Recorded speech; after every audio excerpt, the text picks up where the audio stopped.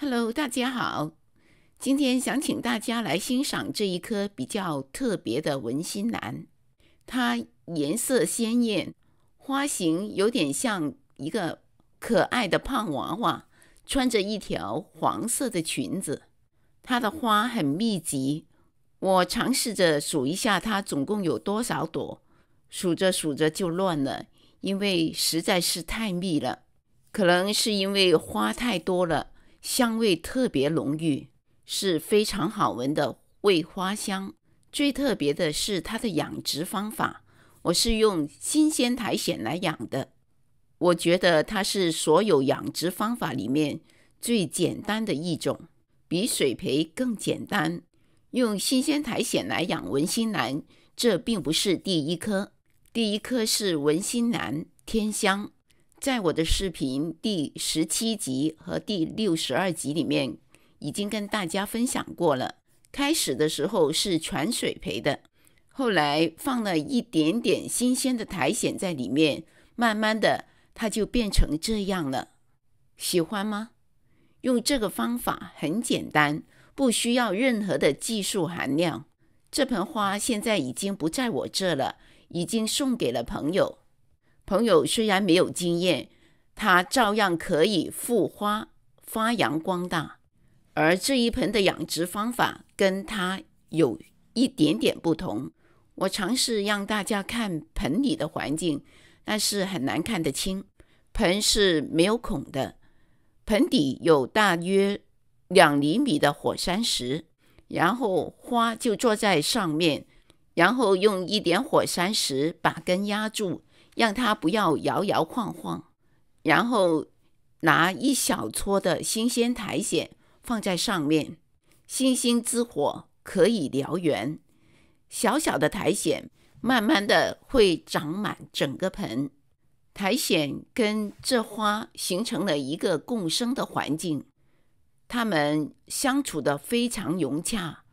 苔藓绿油油的，花长满了一大串，在里面这个地方又长了一条新的花剑，说明了它长得很开心，很健康。现在就想跟大家分享一下这种养殖方法的具体做法。先来说一下植料，用这种方法不需要换植料，里面的火山石不需要更换，它不像一般的树皮呀、水苔呀那些用久了之后不换的话，它可能会腐败、会酸化，会影响兰花根，但火山石就不会。再来说怎么样浇水，新鲜的苔藓不能干，像这样看上去不够水灵，有一点点干就要浇水了。现在盆面上看到这个黑色的是肥料盒，里面装的是一粒粒的缓释肥。新鲜的苔藓长得很快，把它几乎都给埋没了。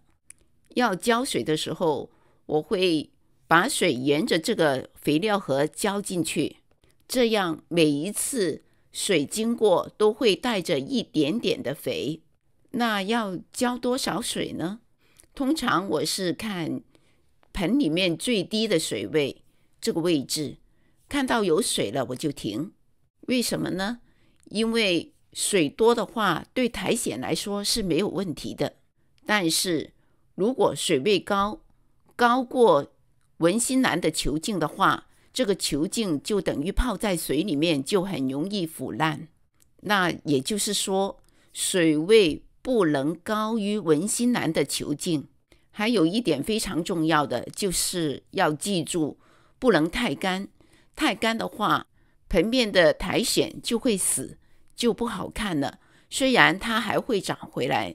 接着来说肥料，刚才说过了，那个肥料盒里面有缓释肥，另外我给水培蝴蝶兰施肥的时候也顺便给它施肥，是用1/8的肥料加在1加仑的水里面，这个浓度很低，它可以用在水培蝴蝶兰，同样适应用在这里。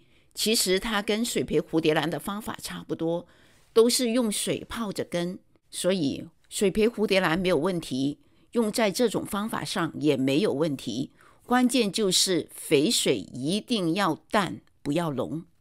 接下来就要说光照了，一定要有明亮的散射光。无论养什么兰花，光照是必不可少的，但是又不能让阳光直射，直射的话可能会把花晒伤，还有就会把盆面上的苔藓晒黄，那就不好看了。当然也不能太阴，太阴的话苔藓是没有问题的，但是想看花就很难了。看到盆面上棕色的这个球茎吗？这就是晒伤。那怎样来平衡这个光照呢？给它比普通蝴蝶兰稍微高一点点的光照就可以了。最后来说一下温度，它比较喜欢中温，它不喜欢太高温或者是太低温。太低的温度根泡在水里面就很容易烂，它不需要低温催化就可以开花。在兰舍里面最低的温度就是60度，就是摄氏大概15、16度。最高的温度最好就不要让它超过86度，就是摄氏大概30度。太高的温度就等于水煮兰根了。当然短暂的高温还是可以的。最重要的就是要注意通风，高温不通风就很容易生病。在夏天，兰舍是全天候开着风扇的。以上就是我用新鲜苔藓来养文心兰的具体做法。如果有什么我忘了说，而你又有兴趣的话，欢迎留言。另外，养文心兰我还有另外一个方法，我觉得也是比较简单的。现在你看到的这盆花就是用那个方法。如果有时间的话，我会再跟大家分享。谢谢收看。